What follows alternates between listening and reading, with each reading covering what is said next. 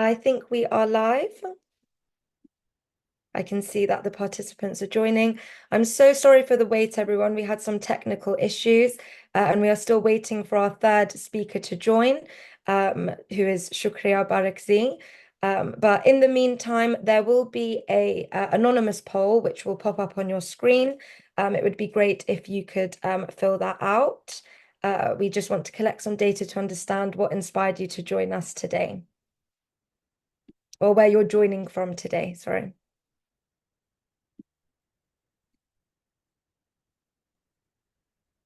Since we are running over time a little bit, I'm going to jump right into it. We do have 90 participants joining us, which is amazing. Thank you all for coming today. I just want to flag as well that this session is being recorded and it will be shared publicly afterwards. So my name is Ariana Kasraee and I will be hosting today's session.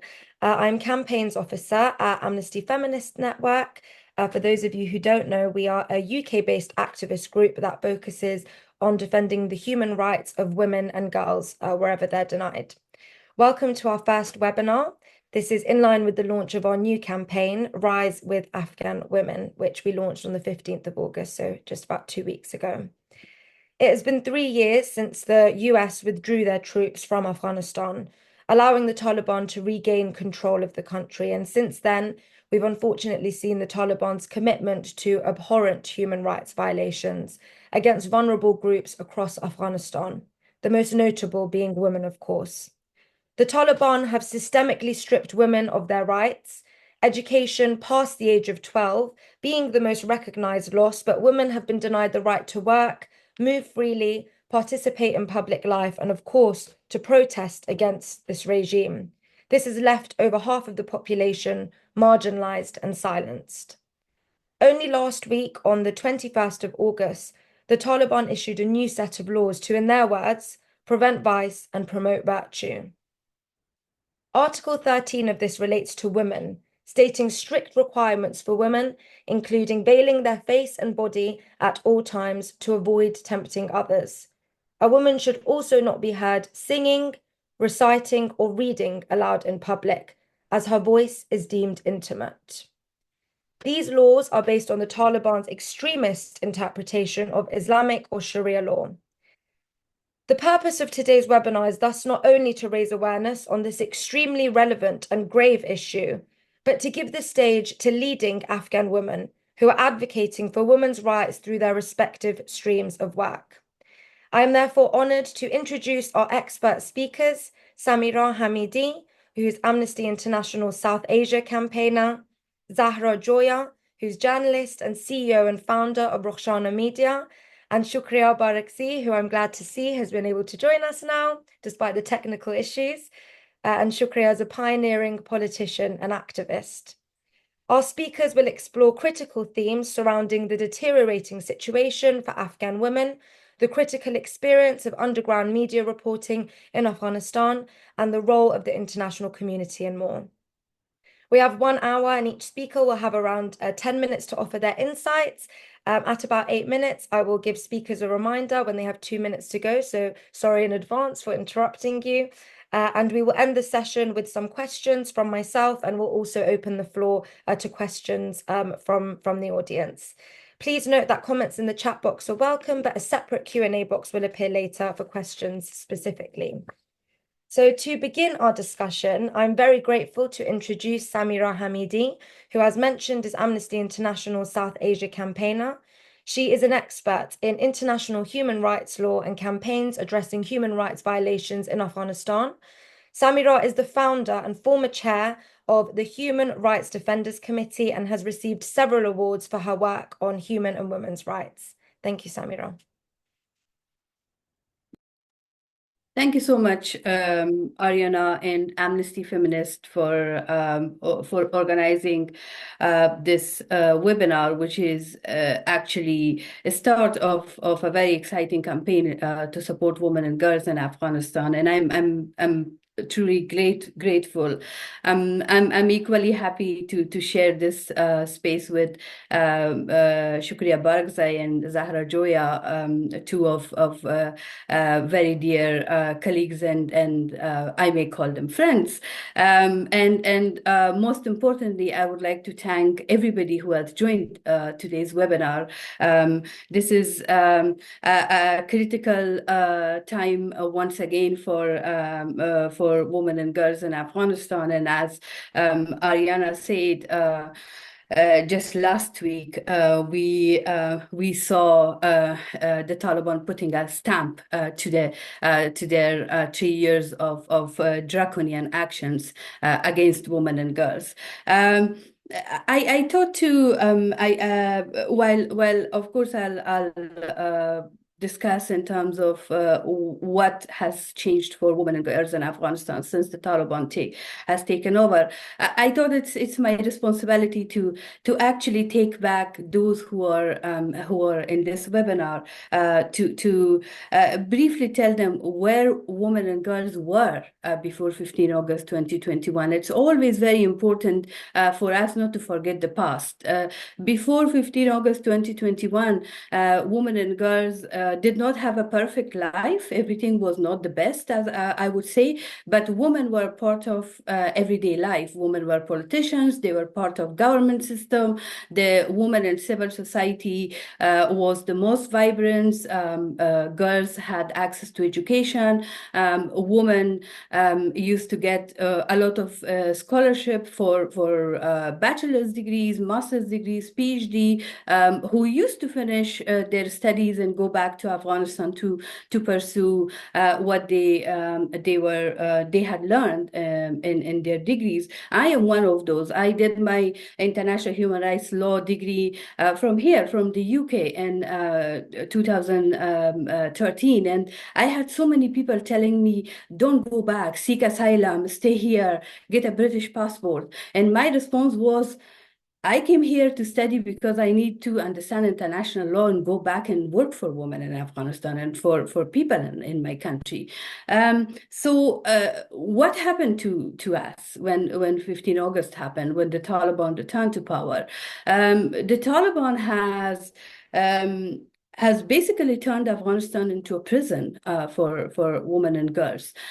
We are witnessing gender persecution. We are witnessing, unfortunately, an Afghanistan where women voices, girls' voices is considered kind of a sin now. The Taliban believe that women should not speak. The Taliban believe that faces should not be seen. That they are basically sinners. They will be provoking men to sin if their voices and if their faces are seen. And this is the most horrific thing that one can think of in this century that we are living in 2024. The Taliban have dismantled every avenue for women and girls, and since they have returned to power, we had a Ministry of Women's Affairs. Not perfect, but it was working for women and girls. We had Afghanistan Independent Human Rights Commission, one of the, I would say, strongest commissions in South Asia, who used to do a lot of human rights work, but particular work for women who were survivors of domestic violence. We had systems in place to support women survivors of, domestic violence. Nothing exists now. When it comes to the laws and legislations, Afghanistan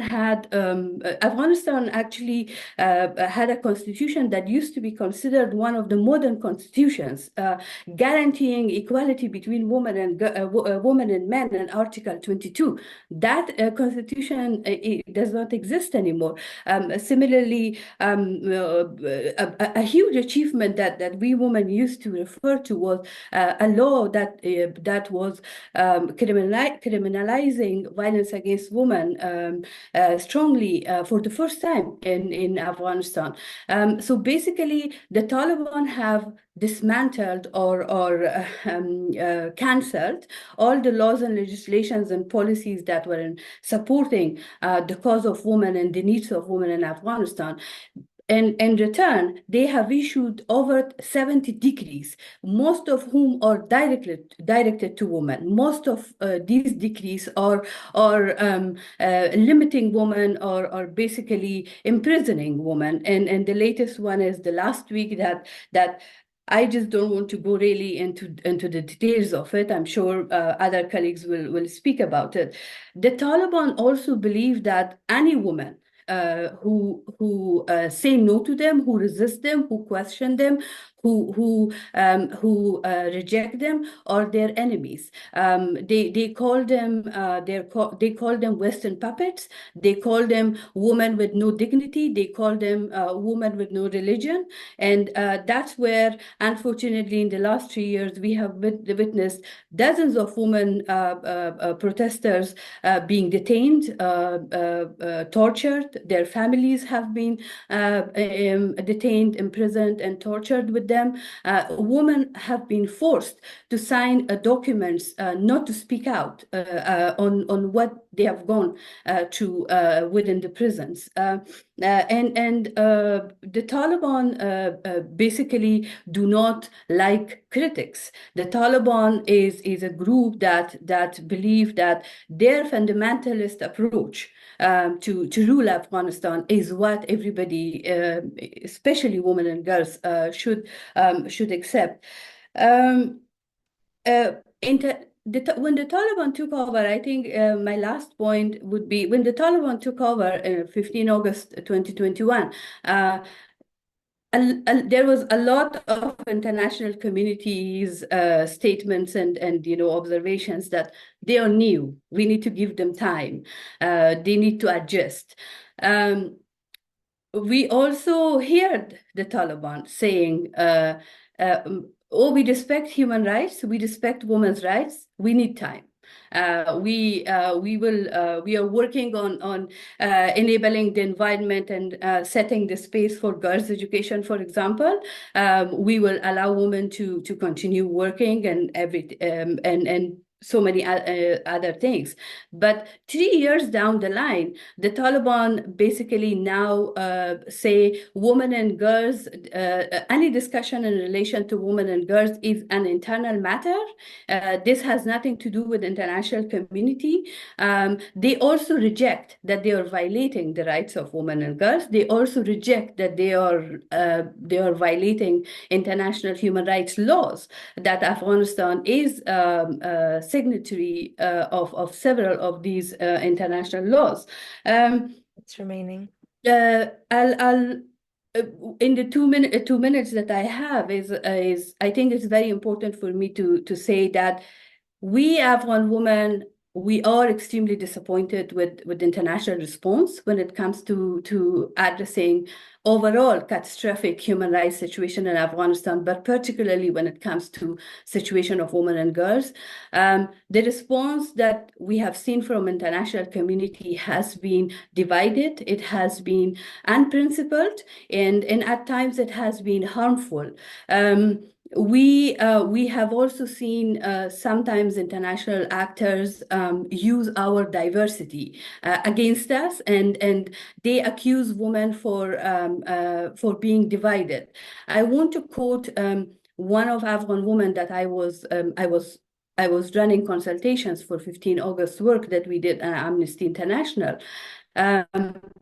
She said, "We have a big country. We have 34 provinces. We come with different cultural, ethnical, social backgrounds.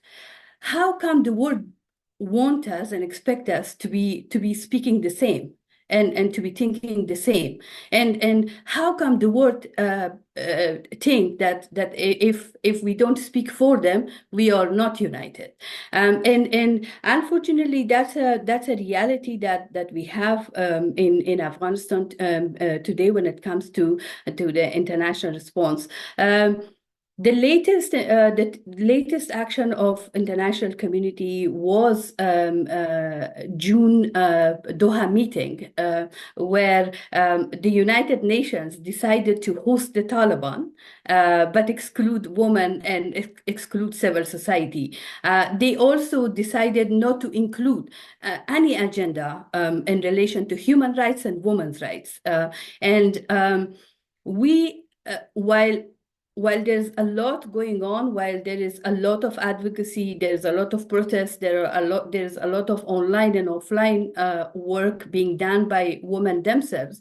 I think what is important is the international solidarity, the stand that we need from all of you, and most importantly, the pressure that you can put on your governments to hold the Taliban accountable. And for that, we are running a global petition and a UK-focused petition that a link will be shared in the chat by my colleagues. And I would really, really, really request all of you to sign this petition, but also please share it among your networks because we want to collect as many signatures as possible. I know I've run out maybe a minute ahead, but I thought it's important to speak about the petition. Thank you so much for the opportunity. I'm here and I'll be happy to answer any questions there will be. Thank you so much. Thank you very much, Samira. And we will be returning to the petition as well and sharing that later. So please do have a look at that in the chat now or later if you can. And thank you for reminding us of the progress that was made pre-2021 and how the return to the Taliban not only dismissed this progress, but also they introduced, as you mentioned, 170 new decrees to oppress women, actually. So we're not they're not only stopping this progress, but actually we're reversing a lot in the country when it comes to women's rights. I would now like to introduce our next speaker, Zahra Joya, who is a journalist and the founder and CEO of Rukhshana Media, which is a women-led news organization in Afghanistan, which she now runs from exile. She has been named one of the BBC's 100 Women of 2022, and she received the Bill Gates Foundation's Changemaker Award for her dedication to fighting for the rights of Afghan women through journalism. I am also honored to state that Amnesty Feminists have partnered with Rukhshana Media for our Rise with Afghan Women campaign. Thank you, Zahra.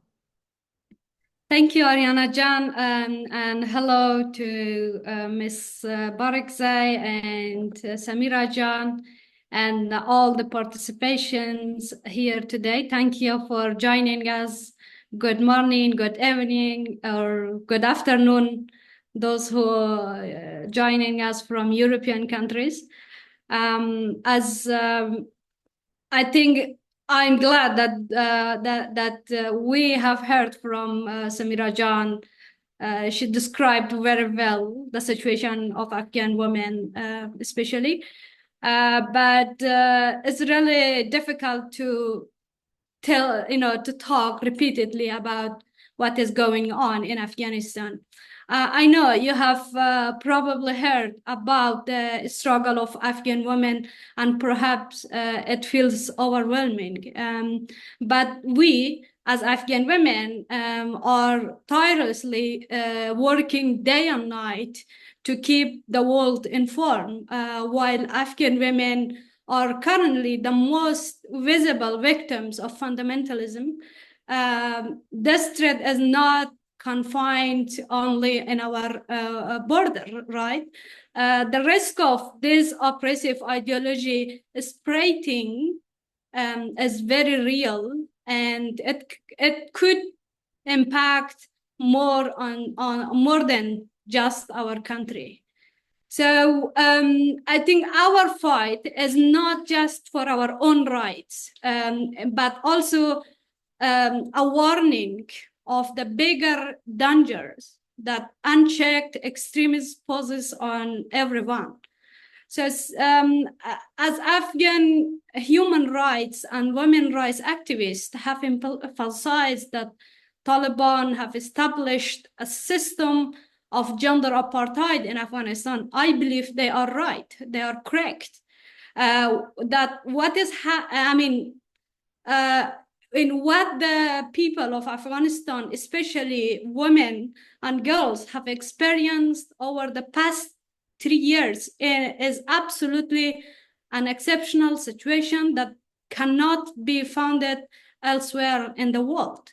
So in my opinion, the approval of the new law of the Taliban is a clear and serious response to those who lobbying for this group and to those who signed the agreement in Doha without considering the wishes of the people of Afghanistan. This Taliban new law highlighted the consequence of the sidelines of voices of people of Afghanistan, especially women. And we should, I think it is a very serious lesson for us that we should consider the voice of Afghanistan people, especially women, and the crucial or the critical negotiation that will hold in the future for our nation. Unfortunately, Taliban, during these 3 years, they implemented this law already in different provinces of Afghanistan. We have heard that the women were banned from talking in radio or the Taliban in Khost province. I think it was last year. And then so many women have been arrested and they imprisoned because of, under name of bad hijab. And personally, oh my goodness, it's so difficult to sometimes to describe. As a journalist, I watched a horrific video of gun raping in the prison of the Taliban. Can you believe it? No, it's not.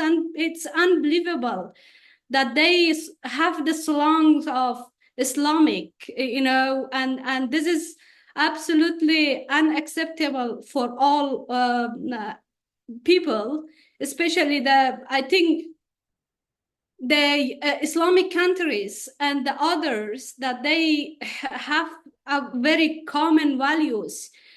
The human rights is our common values are across the world. We should take on serious action about what is going on.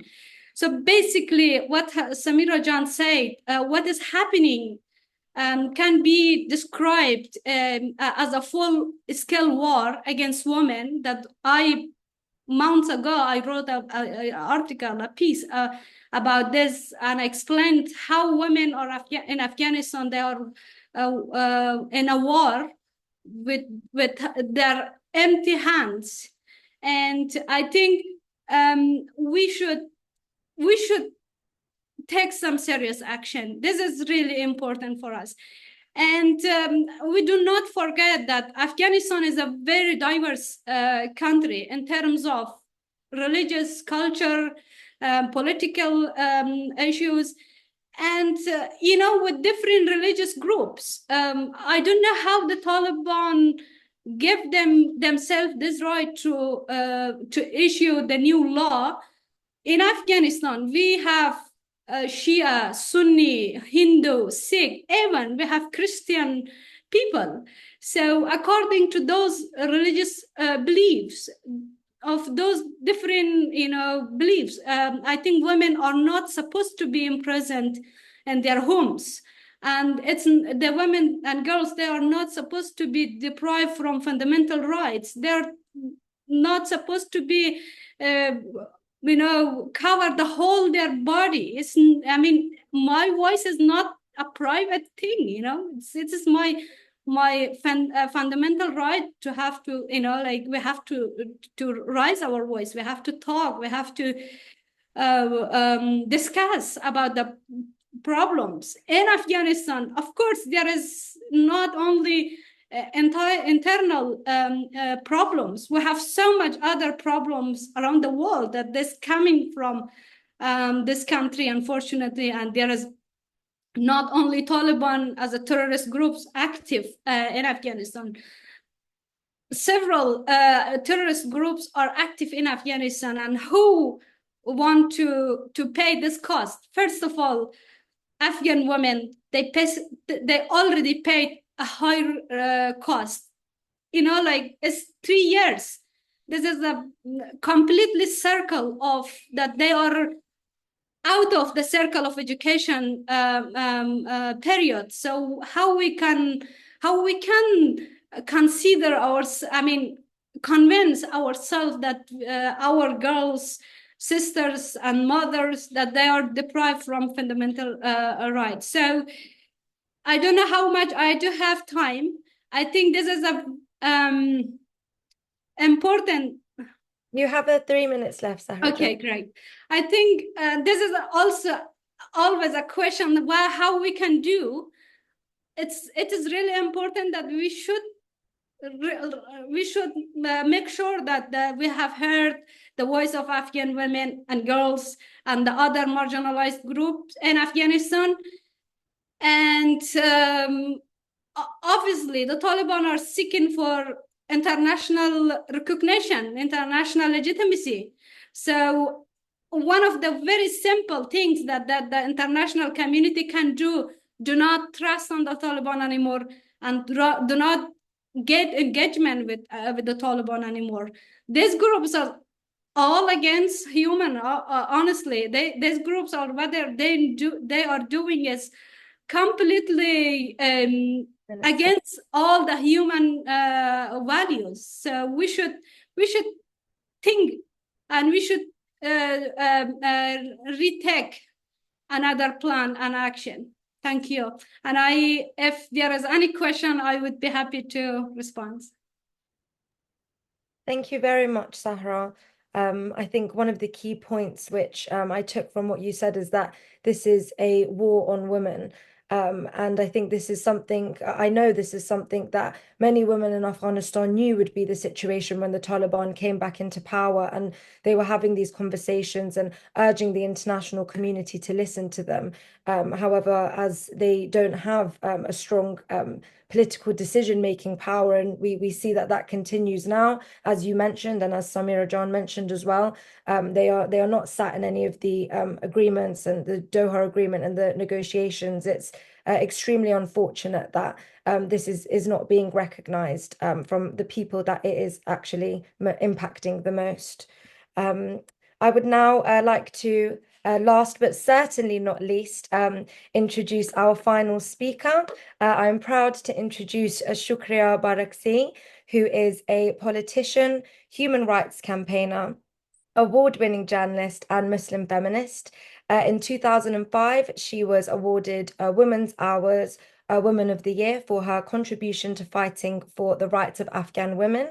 Shukria was one of a handful of pioneering Afghan female MPs standing up for women's rights from within Afghanistan, and was also the ambassador of Afghanistan to Norway. She now continues her work through political activism on an international scale. Thank you very much. Thank you very much, Ariana Jan. It's nice to see Samira Jan, Zahra Jan, and you all.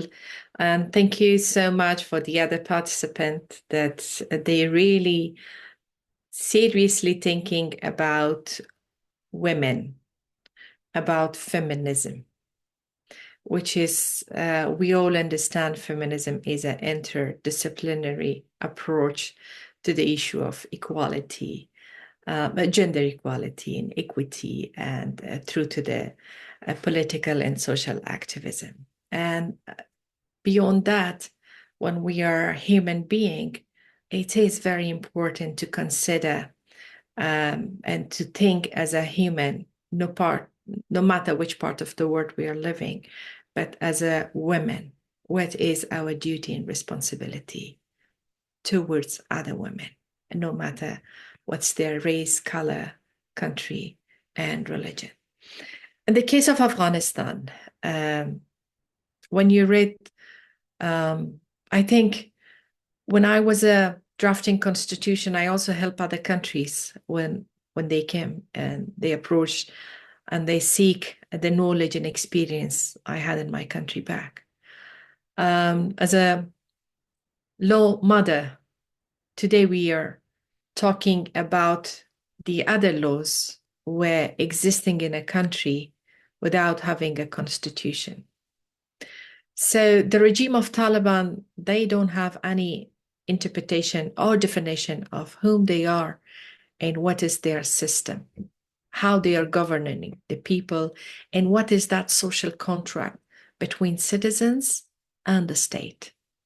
Since we don't have that contract, that's why I think no one should be surprised to see all those invisible Amir, the leader of Taliban, orders will blindly going to be implemented in a country. And who is paying the price?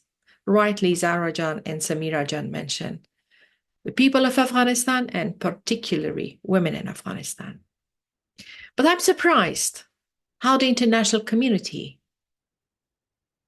are waiting and watching in a dead silence. How they cannot see the gender apartheid, which is based on daily life, taking the voice of women out from social, political, and economical area inside of Afghanistan. How they can support the government, which is they erase women from the entire society. Think for one, not for 1 minute, it's difficult, for 10 seconds, to be punished just because you are a woman without committing any crime.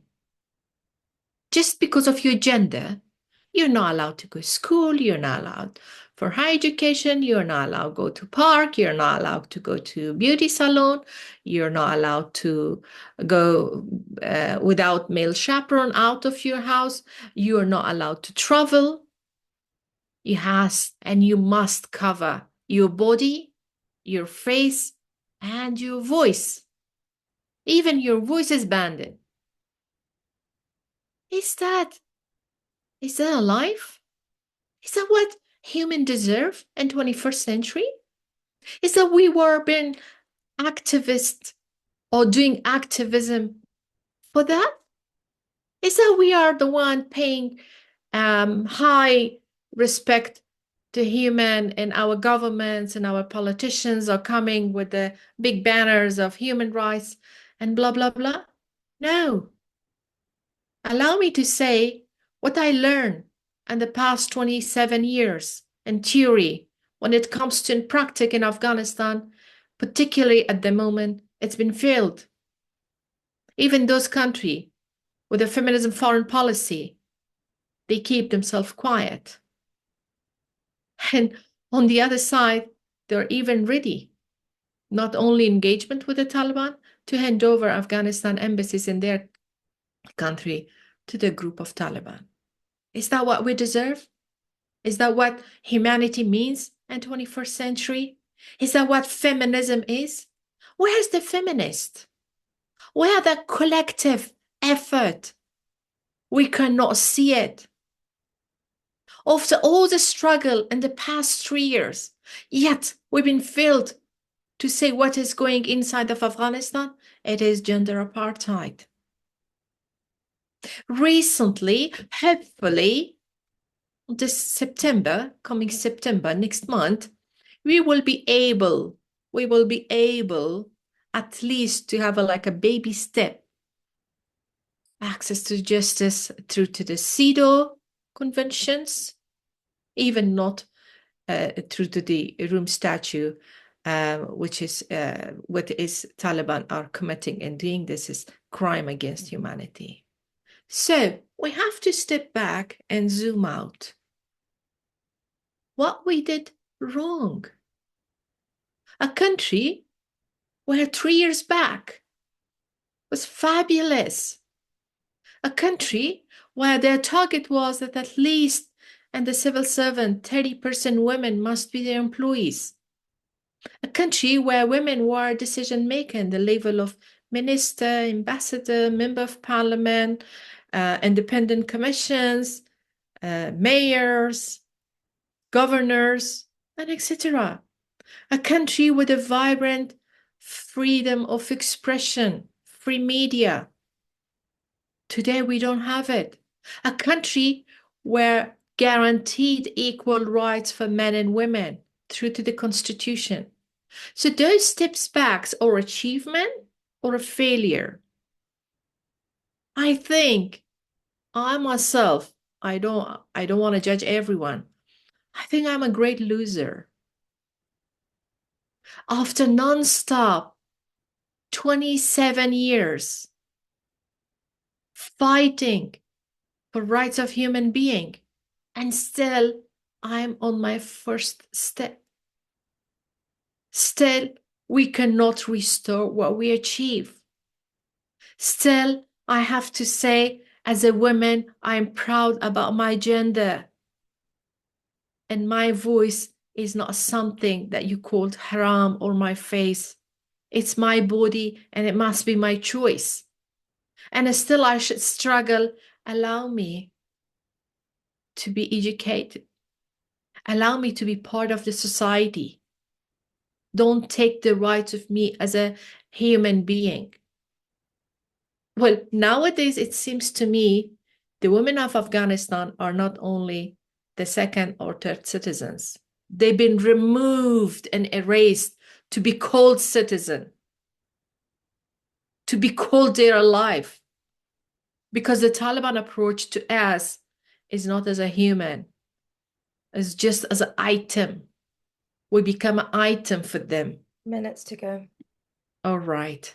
In that minute, I'm asking all of you, no matter which part of the world you are, if you believe your agenda, if you believe humanity, stand with us, be with us, and be the loud voice for humanity. Thank you. Thank you very much, Shukria Jan.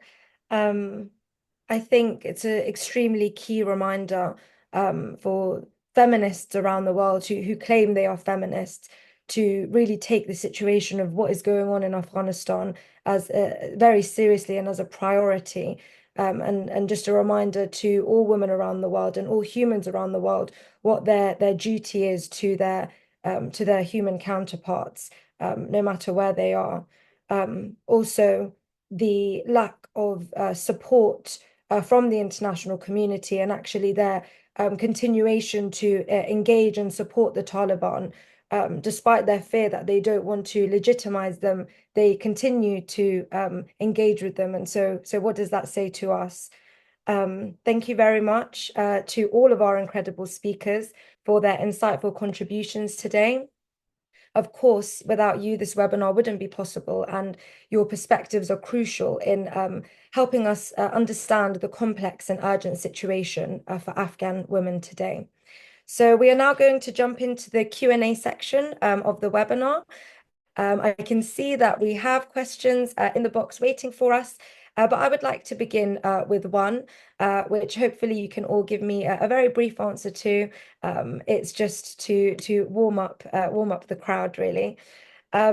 This webinar, Amnesty Feminists, were extremely intentional in wanting to make sure that it is accessible and inclusive. We wanted to invite people, regardless of their their prior understanding of Afghanistan or their level of activism. So I'm sure we have many students, many activists, and many members of the sector alike.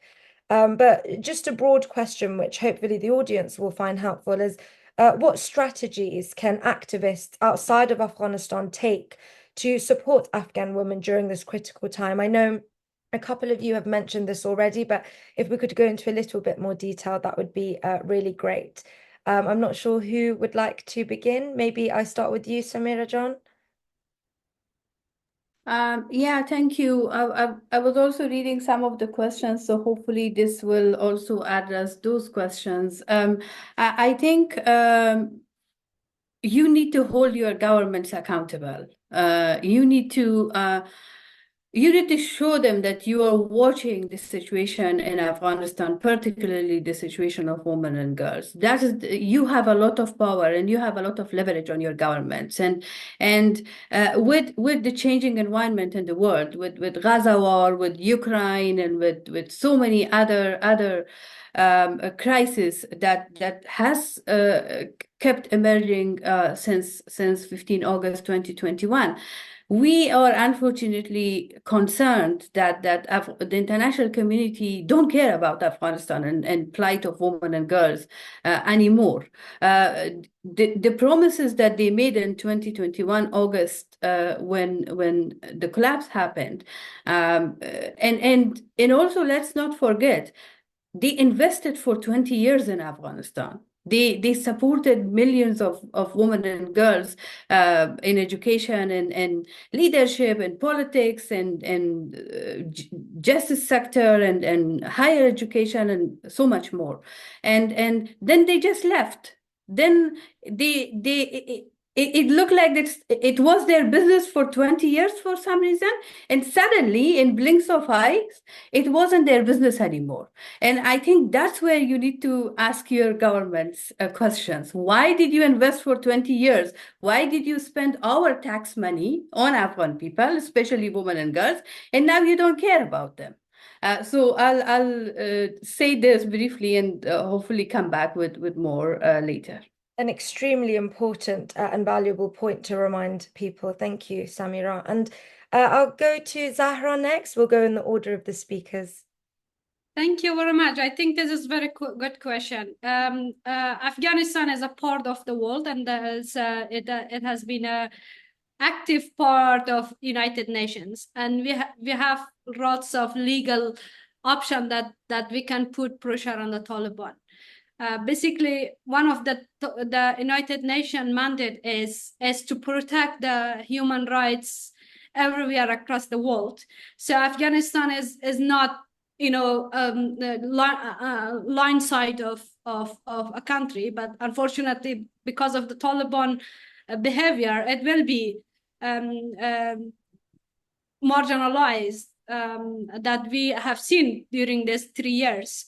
I think through legal options and also one other request that I have from, as a journalist, that let's put out the human rights from the political game. This is really a dangerous game that we will play with the human rights and the women, the human life. So I think this is very important, that if the whole countries that they are somehow they are involved in Afghanistan by politics issues, by economic, by other issues. So we have to be careful with the human rights. Thank you very much, Zahra. And Shukria? Sorry, I think you're muted. Sorry, can you repeat the question again? Yes, of course. The question was, what strategies can activists outside of Afghanistan take to support Afghan women during this time? What option you don't have? With a bunch of Afghan women in different countries, you can build a good and great coalition with using social media and media platforms, raising the voice of Afghan women. You can change. Talking with your politician and hold them accountable to your policy back in Afghanistan. This is the it can help. It may not help immediately, but in the future it can help. Providing with the capacity for to Afghan students to bring them in and helping with their education, with the scholarships, this could happen. Being a volunteer with those organizations that they are working inside of Afghanistan, you can help us. At least people like me cannot travel at the moment. If you guys can have a relative or people or friends inside of Afghanistan, so you can collect firsthand information. I think, and today, globalization with the media and communication, we cannot say nothing is impossible, but this is important, how much we will give our time and how much we are dedicating our knowledge and understanding the situation. This is the matter. Well, we will welcome any kind of support, socially, morally, politically and financially and technically. Thank you very much for very clearly listing out all of the opportunities for people to engage with this matter. Whatever suits an individual, we encourage them to take part in. As Shukria listed, there are many avenues to supporting. And now we will jump into the Q&A from the floor. I'm receiving questions from my colleagues, so I will begin with the first question, which is for Zahra John. Which is what are the biggest challenges, you face running Rukhshana Media under the Taliban regime? And just to mention quickly, I'm conscious of time, so we can keep the questions brief, and we might run over by a few minutes since we started a little late as well, if that's okay with the speakers. Exactly. I think I will tell very quickly. I think as we don't have enough time, so it will take hours for us to explain how the situation of freedom of speech in Afghanistan is dire and difficult. But for me, as a journalist and the founder of Rukhshana Media, that we have likely our team inside the country. The most challenging things is that the Taliban restriction on accessing to information, and the other things is obviously being a independent journalist is a crime, and also being a female journalist is double crime. So my colleagues inside the country, they have facing so much restrictions, and they are taking a high risk, putting themselves in the risk to get information and to inform the world what is happening in Afghanistan. And the second thing is obviously is financially. What we are doing is for nothing, where we all the time we have this problem that how we gonna at least cover the cost of our colleagues that they are spending so much time in Afghanistan to bring information, and also how we gonna, give them a little bit financial support that they can continue their work with us. Thank you very much. And the second question we have is, how did Western media coverage contribute to the weak international response to the treatment of Afghan women after the Taliban takeover and the current gender apartheid? Maybe Shukria, if you would like to answer that one. Well, media everywhere is a lens. It's give and deliver the message.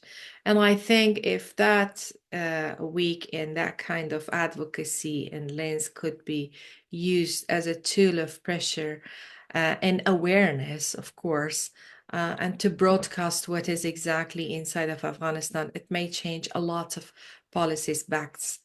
So it may give a different perspective, because nowadays, I agree with Samira Jan, world is busy with more important agendas, but Afghanistan is also important, because if they left Afghanistan again alone, you never know what may happen, something worse than 9/11. And that catastrophe may not be digestible. So now if they can prevent any kind of dramatic attack and security challenge, and the terrorist and particularly the Islamist fundamentalist groups to do not grow, it's better to cover more media.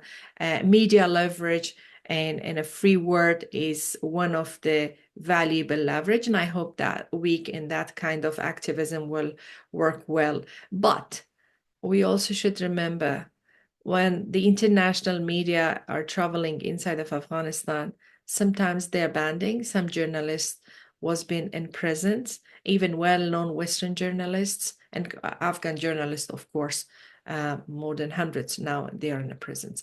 So the limit movement pass is also one of the greatest challenge, but it still is possible to cover Afghan stories. It will may help. When we are talking about Afghanistan, of course, the catastrophe of women of Afghanistan is important, but generally, geopolitically, in what is going on in Afghanistan, it may give more potential for us to take that and use it as a tool and bring the issue of human rights and women's rights and all others under one umbrella. Thank you very much. And we have one more question. I would hope that we can finish at 2, so I think one more might be fitting. And this is for Samira.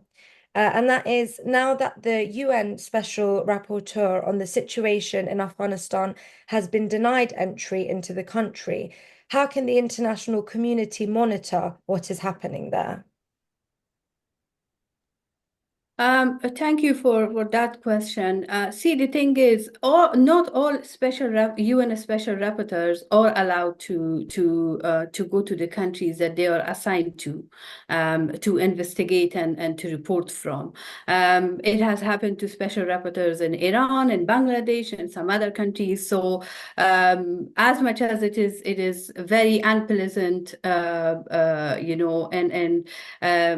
unpleasant but expected kind of situation to see the Taliban have banned Richard Bennett, the special rapporteur, to travel to Afghanistan. He will still continue, monitoring Afghanistan situation, collecting information, and producing reports for Human Rights Council.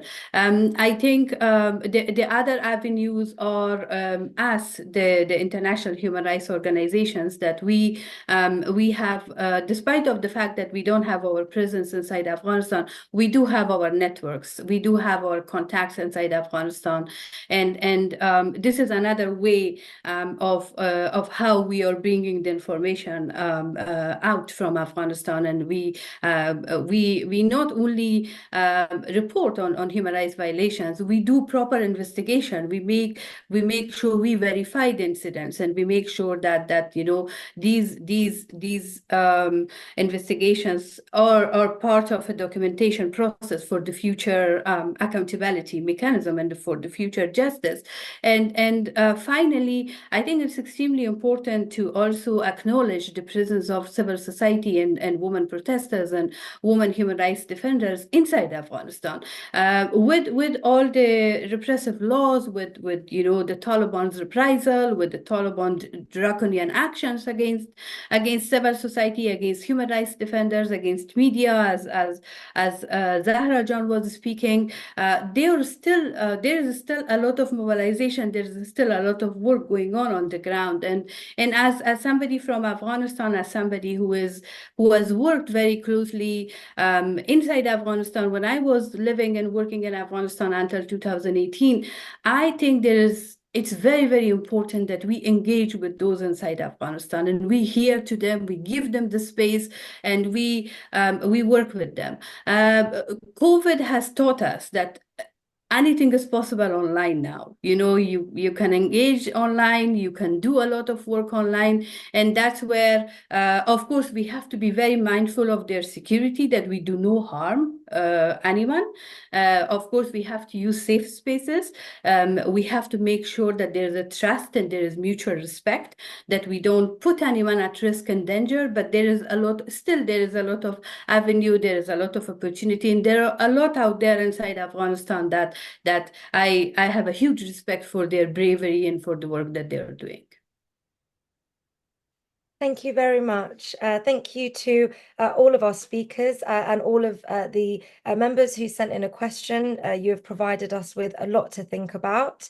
Before we end, I invite you to complete the quick poll on the screen. We will also be sharing a survey following the webinar. Your feedback across these are really valuable to ensure that we continue to improve our future webinars and events. And as we move forward, I think it's really clear that it's essential we all take action in our own way. And I would like to mention very briefly a few ways that you can support and contribute to our new Rise with Afghan Women campaign and generally with the plight of Afghan women first and foremost, please consider donating to Rukhshana Media. As we have heard, they are operating under extremely challenging conditions, and your donations will help them continue, their critical work of providing independent journalism and amplifying the reality of human rights violations and bringing global attention to these issues. Just to mention the chat in the chat box, there will be the link to donate. There will also be the link to the petition which Samira was mentioning. This is an Amnesty UK petition calling on the UK to make Afghanistan a foreign policy priority and, most importantly, to work with the international community to ensure that women's rights are actually protected and prioritized in Afghanistan. Every signature counts, and please do remember to share this too. Finally, please do stay connected with Amnesty Feminist. This is the start of our Rise with Afghan Women campaign. We are planning to have more webinars, more events, and a plethora of resources and information. So our social media and our newsletter will be listed in the chat. And do not underestimate the power of spreading awareness. As an activist group, as a grassroots group, we really believe that the more people are aware of this matter, the more impactful our collective action can be. This recording will be shared with you after the webinar. And yeah, thank you all for your participation. We look forward to seeing you soon. And thank you for standing in solidarity, at least for this 1 hour with Afghan women. It's extremely important. Do not underestimate your power. Thank you very much to our speakers and have a lovely day, everyone. Thank you. Thank you. Bye-bye. Bye.